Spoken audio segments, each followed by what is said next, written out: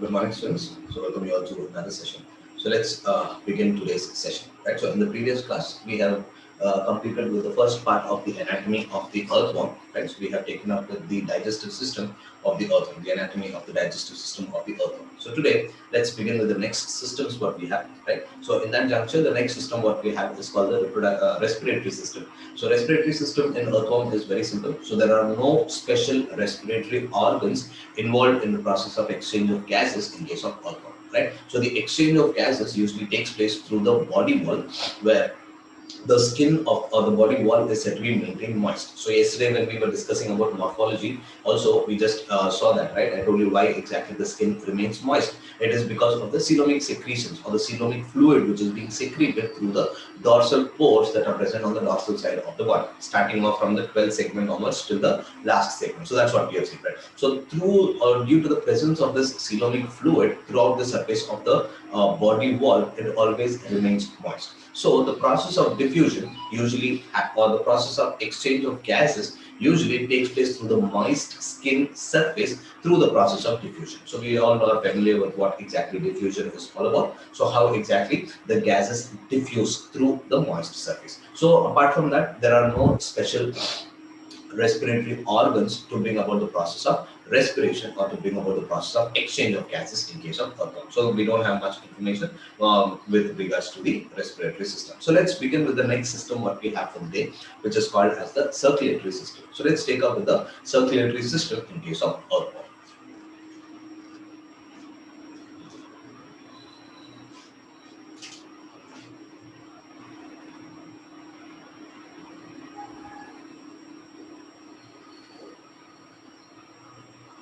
The circulatory system in case of earthworm. Now, the circulatory system here is said to be a well-developed circulatory system, and it is also said to be a closed type of circulatory system. So we know what exactly is a closed type of circulatory system all about, right? So we know that if the blood flows only in the blood vessel, and if the blood does not come out of the blood vessels, then we would start calling it as closed type of circulatory system. So here also in these organisms, that is earthworms, the type of circulatory system what they have is said to be a highly developed closed type of circulatory system, where their blood flows only in these blood vessels, and all of these blood vessels are said to be interconnected with each other to form a network of blood vessels. So through these blood vessels only, whatever substances has to be transported to different parts of the body is actually happening through this particular circulatory system itself, which is said to be a closed type of circulatory system. So let us see what are the different types of blood vessels present and what are the different connections and how are these blood vessels all being said to be connected with each other. All that let's take up in this particular part, which is called the circulatory system in case of the earthworm. Now, when we talk about the circulatory system, there are two major types of blood vessels present in these organs, right? One blood vessel present on the dorsal side of the body, which we call it as the dorsal blood vessel, and one is present towards the ventral side of the body, which we actually start calling it as the ventral blood vessel. So these are the two prominent blood vessels which are present in this particular organism. Now, along with those two prominent blood vessels, there are two more blood vessels, smaller blood vessels which are being present. So let us see what are those two different types of blood vessels which are present, and let us also figure out how exactly these blood vessels are all said to be interconnected with each other. For that, let us take up with the lateral view of the body of the organism, so that we are able to clearly distinguish, or we are able to clearly identify where the dorsal blood vessels are present, where the ventral blood vessels are present, and all that. So for that, I'm just doing the lateral view of the body of this organism. Say this is the worm. So this is the lateral view, what I'm actually just doing.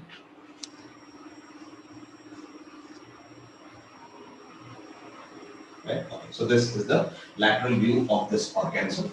And here we would have the first segment. And we know the first segment is nothing but the peristomium. Right? So we have the peristomium that is being present here.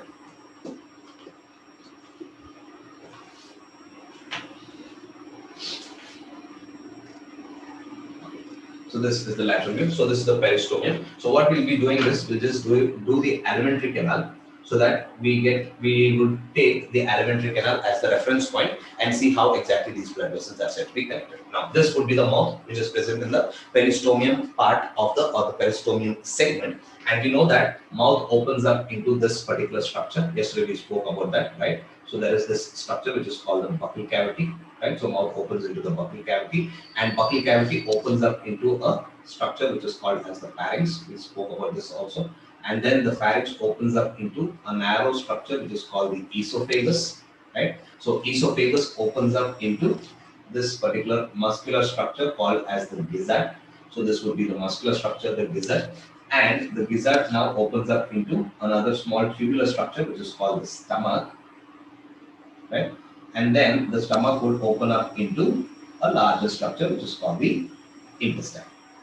So the intestine will start running throughout the length of it, right? So this is how the digestive system is actually said to be arranged. So mouth, buccal cavity, pharynx, the esophagus, the gizzard, stomach, as well as the intestine. Now, keeping the alimentary canal as a reference point, so we'll see how exactly the blood vessels are actually said to be present, right? So there are two prominent blood vessels at root. Now, this is the lateral view of the body of this organism. So if this is the lateral view, this one would be the dorsal side, and this would be the ventral side of the organism. Right? So this would be the dorsal part and this would be the ventral part. So let us first take up the first blood vessel which is present on the dorsal side of the body. Right? So this blood vessel usually arises from here. Right? And that blood vessel what we are talking about from the dorsal side, present on the dorsal side, usually extends from the back side of the body to the front. It extends from backward or the posterior end to the anterior end. So let us just draw that blood vessel here. So this is the blood vessel which is present here on the dorsal side of the body of this organism. So it will start extending up to the almost the last segment. Right, so this would be the blood vessel that is actually okay. So this is the blood vessel. Now this blood vessel has branchings here. So there are three branches that are present here, right? So let's start naming it. So this would be the dorsal blood vessel. Right. Now, there are certain characteristic features of this dorsal blood vessel what we need to understand, right? So, a few characteristic features of the dorsal blood vessel. Number one, dorsal blood vessel is said to be a contractile blood vessel, right? It is said to be contractile. Right. Contractile in the sense it has the ability to undergo the process of contraction and relaxation. Dorsal blood vessel is said to be contractile. Number two, the dorsal blood vessel are provided with valves. Right, so they are provided with valves. So we know what is the role of valves. Valves are the ones which are responsible for restricting the or it would prevent the backward flow of blood. Why the backward flow of blood has to be prevented is because the direction of flow of blood through the dorsal blood vessel is said to be posterior-anterior. So this is the direction of flow of blood, posterior-anterior. So the direction of flow of blood is from posterior end of the body to the anterior end of the body. So that's the reason why they are actually being provided with valves, right? So the flow of blood is said to be posterior-anterior direction. That is from the posterior end of the body to the anterior end of the body. So when the blood is flowing from posterior end to anterior end, only upon the contraction of the muscles, the blood will start flowing from the posterior end to the anterior end. Number one. Since the blood is flowing from the posterior end to the anterior end, there are 100% chances that the blood will start flowing back to the posterior end. So to prevent that, they are actually provided with valves. Now, where exactly the valves are being located? Valves are located usually from the 14th segment onwards to the anterior region. So for that, let's start marking the segments here so that we get a clear picture. We need this marking also. So I'm not doing the entire segments here. I'm just putting it up here like this. So this will be the second segment, 3, 4, 5, 6, 7, 8, 9, 10, 11, 12, 13, 14, 15, 16, 17. So this will be sufficient, right? So this is the 14th segment. Right after it has crossed the 14th segment, so here there will be a valve present. Right after the 13th segment, here there will be a valve. So like this, the valves are actually being present, right? So that's how the valves are being present. So this is the first blood vessel which is present, which is called the dorsal blood vessel. Now, apart from this, in segment number 4, 5, and 6, right? In segment number 4, 5, and 6, there are some glands present, right? In segment number 4, 5, and 6, there are a few glands being present, and these glands we would start calling them as the blood glands. So these glands called as the blood glands are being present. Now these blood glands, they will start secreting two types of substances, or rather two types of things. One is they will start secreting cells, and the other one is they will start secreting the pigment called as hemoglobin, right? So blood glands would start secreting the cells as well as hemoglobin. Now these cells which are secreted by the blood glands, they are said to be phagocytic, right? So they are said to be phagocytic cells, while the hemoglobin that is being released or secreted by the blood glands, it is said to be dissolved in the plasma. So in case of humans, we know that the hemoglobin is present in the cells, that is the RBCs, red blood cells. But here, the hemoglobin is actually said to be dissolved in the plasma, right? So these hemoglobin and the cells, they are being secreted by the blood glands, which are located in segment number 4, 5, and 6, right? So this is what we have with the dorsal blood vessel present on the dorsal side of the body. Right. Now talking about one more blood vessel which is present on the ventral side of the body, which we call it as the ventral blood vessel. So here we would have the ventral blood vessel coming up, right? Starting from the second segment or rather the third segment onwards, till the end there is this blood vessel which runs here. And this blood vessel we would start calling it as the ventral blood vessel. So here there would be some sort of branching here, right? So this would be the ventral blood vessel.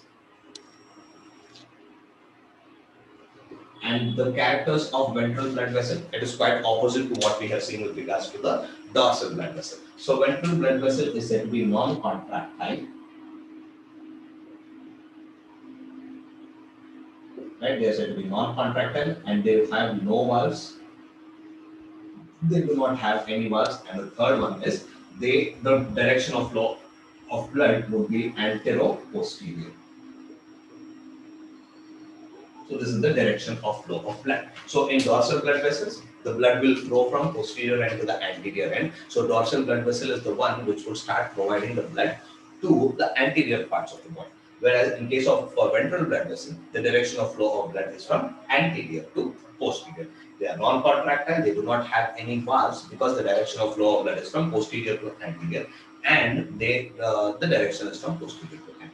Right? So these are the two blood vessels what we have, the dorsal blood vessel as well as the ventral blood vessel what we have, right? So the dorsal and the ventral blood. These are the two major blood vessels, or rather these are the two prominent blood vessels that is actually present here in these particular organisms, right? The dorsal and the ventral blood vessels. Now, along with these two blood vessels, there are two more blood vessels which are being present, right? So two smaller blood vessels, we can call it as two small blood vessels are present. Again, one is a smaller blood vessel which usually ranges from, or usually begins from segment number 9 to segment number 13, right? So from segment number 9 to segment number 13, there is one more blood vessel which is actually being present.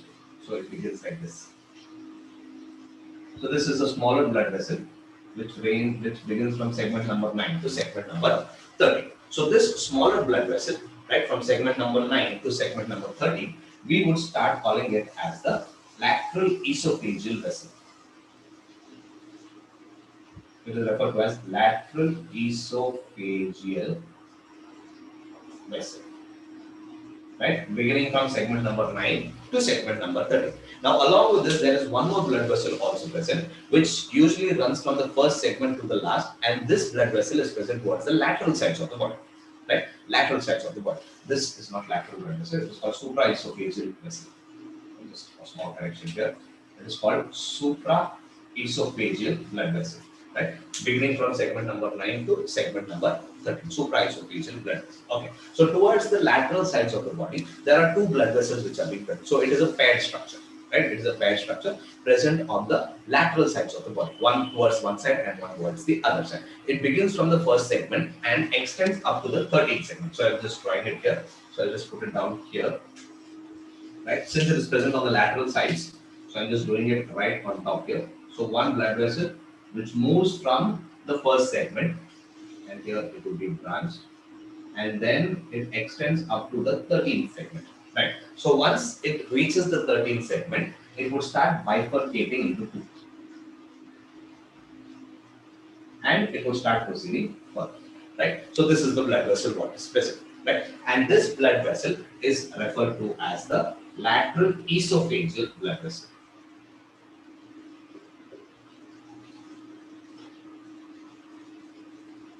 Lateral esophageal blood vessel, and this would be called as supraesophageal blood vessel, and then there is this lateral esophageal blood vessel. So these are the four different types of blood vessels which are actually present in this particular organism, right? Four blood vessels. The first one is the dorsal blood vessel present towards the dorsal side of the body. Second one is the lateral blood vessel present towards the lateral side of the body. The third one is this supraesophageal blood vessel, and the fourth one is said to be the lateral esophageal blood vessel. All of these blood vessels, they are said to be single except for the lateral esophageal blood vessel, which is said to be a paired blood vessel. So only the lateral esophageal blood vessel is said to be paired, while the others are said to be a single blood vessel. Right. Now these are the four blood vessels, and now let's see how exactly all of these blood vessels are said to be connected. All these blood vessels, they are connected by a special blood vessels, right? A smaller blood vessel, a wider blood vessels which are present. So these blood vessels, usually we start calling them as aortic arches, or simply we can call them as aorta, or in most of the places it will be written as hearts. So even though it is written as hearts, they are not the actual hearts which is used to pump the blood. So they are nothing but larger blood vessels or wider blood vessels which are used to connect all of these four different types of blood vessels what we have seen so far. Right. So let us see where exactly those blood vessels which would connect all of these four blood vessels are being present. Now, there are two blood vessels, one present in the 7th segment and one present in the 9th segment, which would start connecting the dorsal blood vessel with that of the ventral blood vessel. Right? So one in the 7th and one in the 9th, which would connect the dorsal and the ventral blood vessel. So let us take up with that. So here, one in the 7th segment, so it would actually come up here like this.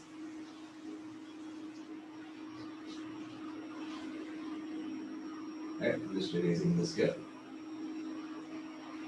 Okay, so this is the first blood vessel, what we are actually talking about, which would connect the dorsal and that of the ventral blood vessel. So one in the 7th segment and one in the 9th segment.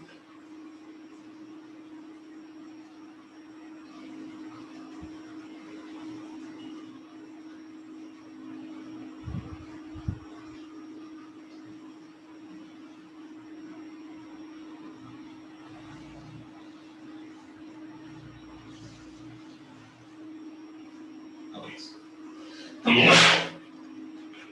So this is how, excuse me, this is how they are said to be connected. So these blood vessels, which would connect the dorsal and the ventral blood vessel, we would start calling them as the lateral esophageal hearts. Right? So we would start calling them as the esophageal hearts or the aortic arches. We can simply call them as aorta. Right? One in the 7th segment and one in the 9th segment. Right. Now there is two more blood vessels which are present in the 12th and 13th segment. Right. So these also connect the dorsal and the ventral blood vessel. So let me first show that connection between the dorsal and the ventral blood vessel. And along with that, there is one more connection also seen.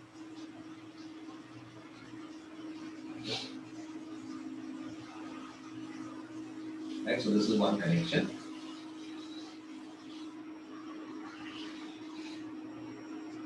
This is one connection that is present. Now, along with the dorsal and the ventral blood vessel, they would also connect the supraesophageal blood vessel with that of the ventral blood vessel. So here, there would be a connection. Get it? Right? So this is how they are actually said to be connected. So they would start connecting the dorsal blood vessel with that of the ventral blood vessel, and along with that, they would also connect the supraesophageal blood vessel, right, with that of the ventral blood vessel. So this blood vessel, there is one present in the 12th segment and one is present in the 13th segment. Right? So one in the 12th segment and one in the 13th segment. So here also, let me just draw one more here. So one in the 12th segment and one in the 13th segment. So let me start erasing this here.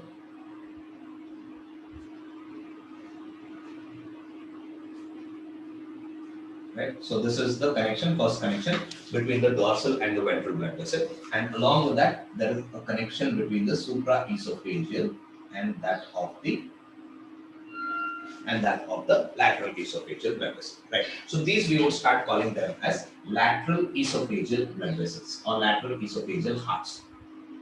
So these two together we would start calling them as lateral esophageal hearts. Right. So this is either called as aorta or we would start calling them as lateral hearts. Right, lateral hearts or the aorta. So there are two lateral hearts, one in the 7th segment and 9th segment, two lateral esophageal hearts, one in the 12th segment and one in the 13th segment. Right. So this is how they are said to be connected. Right. So lateral hearts, they would connect the dorsal and the ventral blood vessels, whereas the lateral esophageal hearts, they would start connecting the dorsal and the ventral blood vessel, and at the same time they would also start connecting the supraesophageal with that of the ventral blood vessel. Right. So this is how they are actually said to be connected.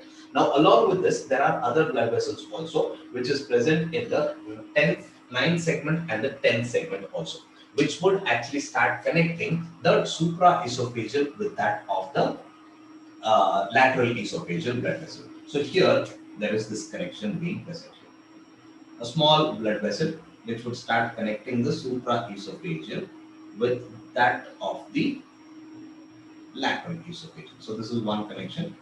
One in the 10th, 9th segment, and one more is present in the 10th segment.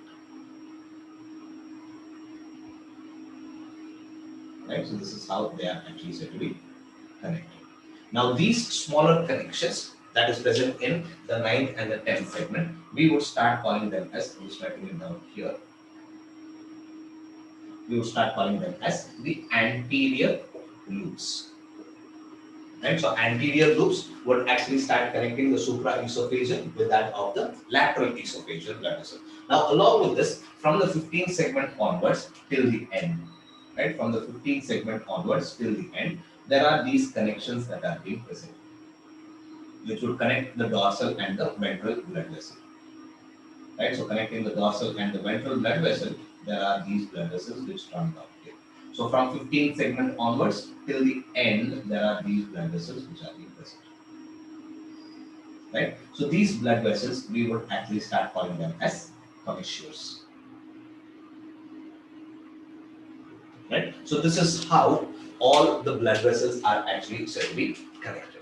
Right? So four different blood vessels which are present. One is called the dorsal blood vessel, the ventral blood vessel, the supraesophageal blood vessel, as well as the lateral esophageal blood vessel. So these are the four prominent blood vessels that are being present. Among these four also, two are the major blood vessels, that is the dorsal and the ventral blood vessel. Right? So these are the major blood vessels that are being present. The dorsal blood vessel, then we would have the ventral blood vessel, two major blood vessels. Along with that, there are two more blood vessels being present. One is the supraesophageal blood vessel, and the other one is the lateral esophageal blood vessel. Right. So these are the four different types of blood vessels being present. Now, all of these four different types of blood vessels, they are said to be connected with each other. Right. They are said to be connected to each other to form a network through certain small connections that are present, where the first one is called the lateral hearts, present in 7th and the 9th segment, which would start connecting the dorsal and the ventral blood vessel. That is the lateral hearts. Second, there is this lateral esophageal hearts which is being present, which would connect the dorsal with that of the ventral, and at the same time, they would also connect the supraesophageal with that of the ventral blood vessel. The third connection that is present is called the anterior loops. Two anterior loops that is present, which would connect the supraesophageal with that of the lateral esophageal blood vessel. And then the last one is this commissures that are present, which begins from the 15th segment and it would extend up to the last segment, which would start connecting the dorsal blood vessel with that of the ventral blood vessel. Right? So this is how the blood vessels are actually arranged here, and that's the reason why we said the type of circulation here is said to be a closed type of circulation. So when we say closed type of circulation, the blood flows only in the blood vessels, and these are the different types of blood vessels in which the blood actually flows. So the blood does not come out of the blood vessels, and it keeps flowing through these network of blood vessels which are actually being present. Right? So this is what we have in the anatomy of the circulatory system in case of this organism, which is called as the organ. Right? Important things, you need to remember the segments. This is one important thing, the blood gland located in 4, 5, and 6 segment, which will start secreting the cells, which are said to be phagocytic in nature, and they also secrete hemoglobin, which is actually said to be dissolved in the plasma. Right? So this is what we have in the circulatory system of the organism, the anatomy of the circulatory system in case of earthworms. Yeah. Right. So once we have done with the circulatory system, let us now take up with the next system what we have in the list, which is called as the excretory system. Right. So let's begin with the excretory system in case of earthworms.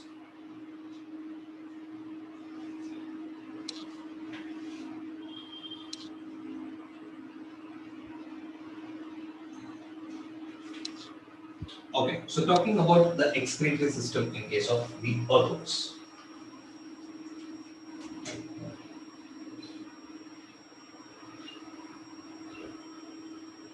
Now talking about the excretory system here in case of earthworms, right? So these organisms, they will start excreting nitrogenous waste. So there are certain specialized structures which are involved in the bringing about or say excreting the nitrogenous waste, right? So we'll be taking up with those structures also, and there are different types of structures also present in different segments. So we'll be taking up with that also. Now these organisms, they would actually start excreting ammonia. Sorry, they would start excreting two types of waste substances. One is carbon dioxide, right? They will start, this is one waste substances that is to be excreted out, that is carbon dioxide, and they would also excrete nitrogenous waste.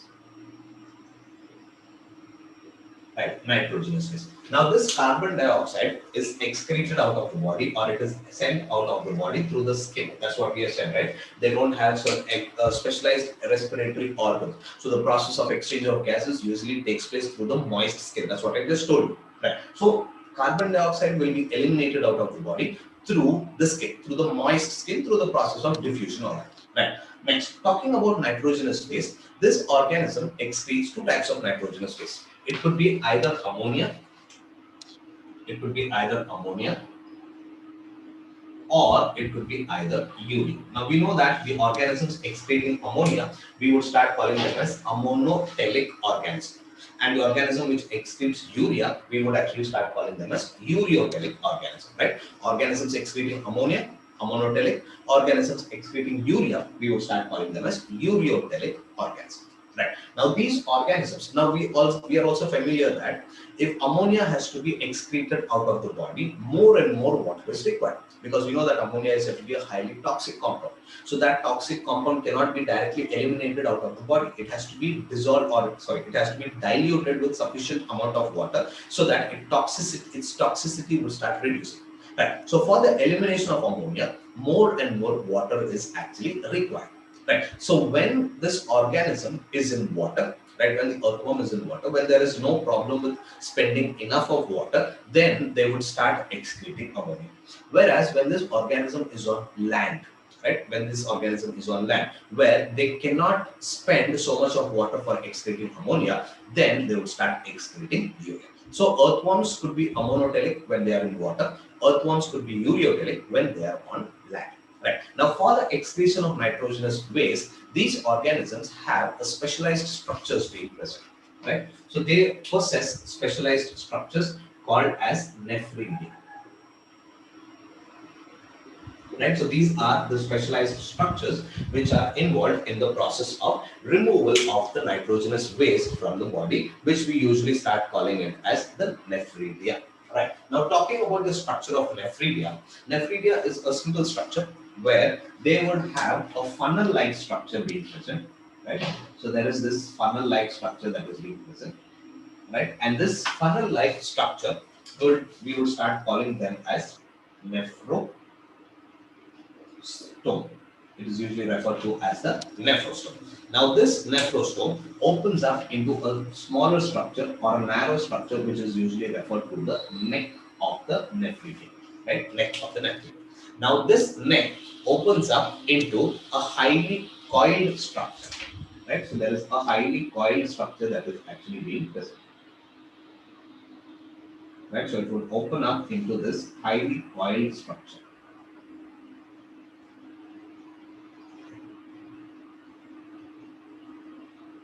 Right? It will open up into this highly coiled structure that is being present, and this highly coiled structure is usually regarded as the body of the nephridia, and this body of the nephridia will open to the outside through a pore that is being present, and this pore is called as the nephridio pore. So we would start calling it as the nephridio pore. So this is what we have, or this is the body of the nephridia. So this is the basic structure of the nephridia what we have, right? So a nephridia consists of this funnel-like structure called as the nephrostome. So the nephrostome is the one which would start collecting the coelomic fluid from the coelomic cavity, right? So the nephrostome, a funnel-like structure. Nephrostome opens up into a smaller neck-like structure, which we usually call it as the neck, and this neck extends towards further through to form a highly coiled structure, which is regarded as the body of the nephridia, and this body of the nephridia would open through a small pores which are present, and those pores are usually referred to as the nephridio pore. Right. Now, when all of these structures are present, we would start calling such type of a nephridia as a typical nephridia. Right? It is usually referred to as a typical nephridia. Right. So this is the structure of a typical nephridia. Right. So some of the nephridia, what we're going to see in this, they have this typical nephridia where all of these structures are present. But there are some nephridia where the nephrostome is actually said to be absent. Right. The nephrostome is absent. They have only a blind sac here. Right. They have a blind structure here where it would just close up like this. Right. And it would begin only from this part. So this would not be there. It would begin with only this part. So this type of nephridia also is seen. So if this is the shape, we would not call them as a typical nephridia, right? So a typical nephridia should consist of a nephrostome, the neck, the body, as well as nephridia core. Only then we would start calling it as a typical nephridia. Right. Now let's take up with the different types of nephridia that are actually present in this organism, the earthworms, right? And we'll see where they are located and what are the types of different nephridia that are being present, right? So let's begin with the different types of nephridia which is present in these organisms, which would bring about the process of removal of the nitrogenous wastes from the body. The first type of nephridia, what we'll be taking up, is called as the septal nephridia. The first one is referred to as the septal nephridia. Now, talking about septal nephridia, from the name itself, we can make out what would be the location of this particular nephridia, right? Septal nephridia. So, these are the type of nephridia which is usually present in the septa. So, we know what exactly a septa is. So, we know that the entire body is divided into segments, right? And two segments are separated by a structure which is called as a septa, which we also call it as intersegmental septa. So let me just show how exactly it is. So if this is the body of the organism, right, and here these are the septa that is being present, right. So this is the septa. So towards the septa, if the nephridia are present, we would start calling them as septal nephridia. Now this septal nephridia usually begins from 15th segment onwards, right, 15th segment to the last. Right, so just imagine that this is the 15th segment, this is the 16th segment, and this is the 17th segment. Right. So from the 15th segment onwards to the last, it would actually be present. So where exactly they are present?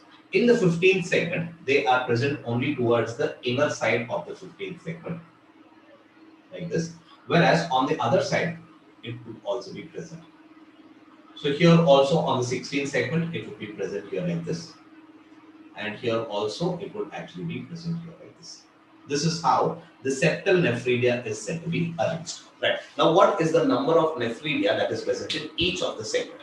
In the 15th segment, right? In the 15th segment, the number of nephridia, or in the 15th septa, right? Septa 14, 15, there alone the number of nephridia would range from almost 40 to 50.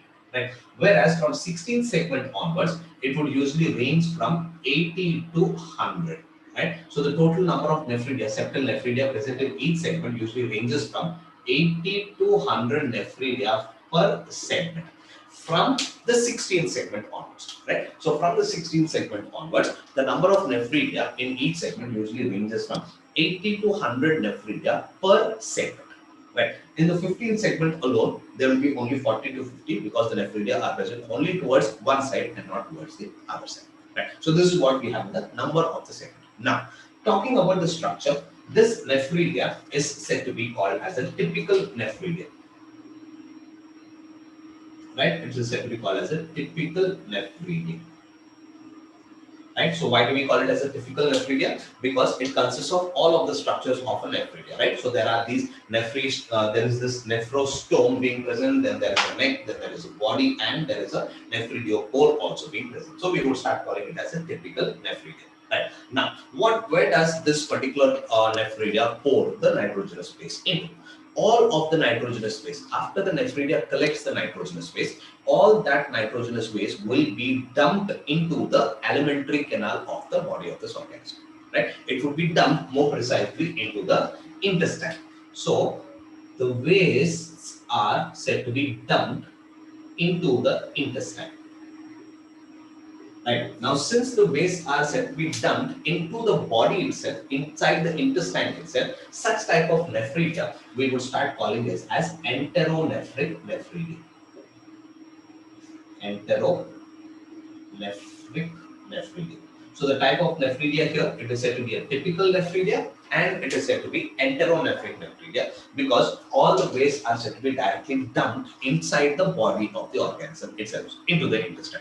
Now, once it is dumped into the intestine, through the excretion of undigested food, along with the undigested food, even the nitrogenous waste also would be eliminated out of the body. So that's how the septal nephridia actually work. Now, the second type of nephridia what we have in the list is called as integumentary nephridia. Integumentary nephridia. Now, talking about integumentary nephridia, what would be the location? From the name itself, we can make out it is present towards the integuments. Integument refers to the skin, right? So all the nephridia which is present towards the skin of this organism, we would start calling it as integumentary nephridia, right? So what is the location? They are present towards the skin or towards the integuments. So that is where we have this integumentary nephridia being present. Now, what is the number of this nephridia, or from where does this nephridia begin? This nephridia usually begins from the third segment, which will begin from the third segment and extends up to the last segment, right? So it usually begins from the third segment to the last segment. That is this integumentary nephridia being present. And from the third segment of the skin to the last segment, we would have this integumentary nephridia being present. Right. Now, what is the number of integumentary nephridia? The number of integumentary nephridia usually ranges from 200 to 250 per segment. Right? So this is the normal number of integumentary nephridia that is present. Usually it ranges from 200 to 250 nephridia per segment, except for the clitellar segment. Right? So we know clitellar segments are nothing but 14, 15 and 16. So in the clitellar segment, 14, 15 and 16, the number of this integumentary nephridia is much, much higher. Right? It usually ranges from 2000 to 2500. 2000 to 2500 per segments. Where exactly? In the clitellar segments. Right, that is 14, 15 and 16 segments. The number of nephridia usually is said to be much, much higher, usually ranging from 2000 to 2500 nephridia per segment. Whereas the other segments, it is usually around 200 to 250 per segment. This is the number of nephridia. Now, since there are so much of nephridia present in the clitellar segment, the integumentary nephridia that is present in the clitellar segment, we would start calling it as the forests of nephridia. Right? So the nephridia, integumentary nephridia, which is present in the clitellar segments, we would start calling it as the forests of nephridia because of this very huge number of nephridia that is present in the clitellar segment. Right. Now, talking about the shape of this integumentary nephridia, they are not a typical nephridia because they do not have nephrostome. So there is no nephrostome being present. So therefore, we do not call it as a typical nephridia. It is called atypical nephridia. We can also call it as, right. So there is no nephrostome present. And where do these nephridia pour the waste into? All the waste are directly sent out of the body. The waste would be sent out of the body. So how out of the body? Out of the body through the skin. So if the wastes are being sent out of the body, we would start calling such type of nephridia as exonephric nephridia. Right? It is called as the exonephric nephridia. So here in case of septal nephridia, we said that it is enteronephric nephridia because all the nitrogenous wastes are being dumped inside the body itself. And where exactly inside? Inside the intestine. Whereas integumentary nephridia, they directly send the waste substances out of the body. Therefore, we would start calling them as exonephric nephridia. So this is the second type of nephridia what we have in the list. That is integumentary nephridia. The third type of nephridia that is present is called pharyngeal nephridia. Pharyngeal nephridia. Now, talking about this pharyngeal nephridia, right? So, where exactly they are present? We are very much sure by the name itself we can make out they are present in the pharynx region. So, in which segments they are present? They are usually present in segment number 4, 5, and 6. And 6 segments. Right? So they are usually present in 4, 5, and 6 segments. We would have this pharyngeal nephridia being present. Right? Now, what is the number of this nephridia? Number is very, very high because they are all always seen in case of branch, in case of bundles. Right? So they are seen in bundles. So therefore, we would start calling them as the tufts of nephridia.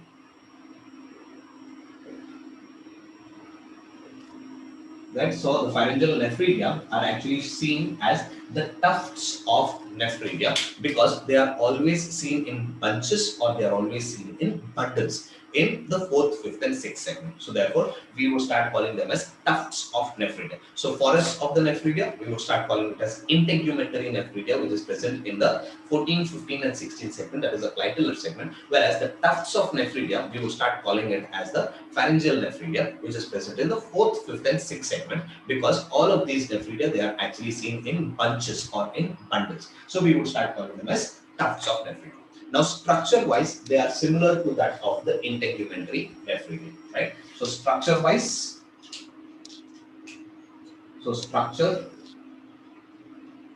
they are said to be similar to that of integumentary nephridia.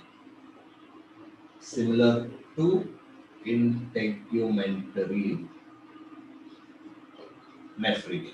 So structure-wise, they are said to be similar to that of integumentary nephridia. Now, function-wise, where do they release the waste substance or where do they dump the waste substances? So all the waste substances, all the nitrogenous waste is again said to be dumped inside the body itself. Right? Very much similar to that of septal nephridia. Now, where exactly inside the body would they dump the waste materials or the nitrogenous waste? All the nitrogenous waste is said to be dumped into the buccal cavity. Right. Now, since all the nitrogenous waste is being dumped into the buccal cavity or inside the body itself, we would also start calling such type of nephridia as the enteronephric nephridia.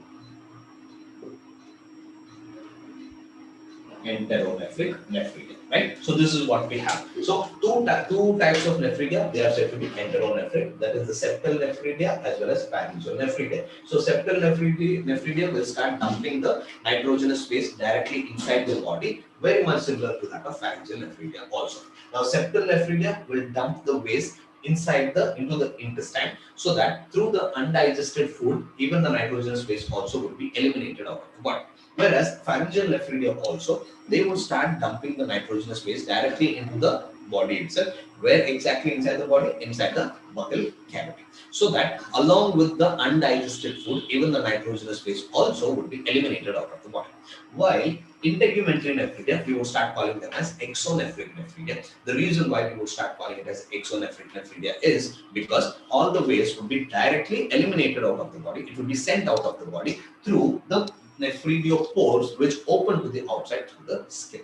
Right? So these nephriospores are usually present throughout the body, starting from the 3rd segment onwards till the end. Right? These nephriospores would begin from the 3rd segment and it would extend up to the last segment, and that's how all the nitrogenous waste captured by this particular integumentary nephridia will actually be sent out of the body. And number-wise, we have different numbers present in each of the segment.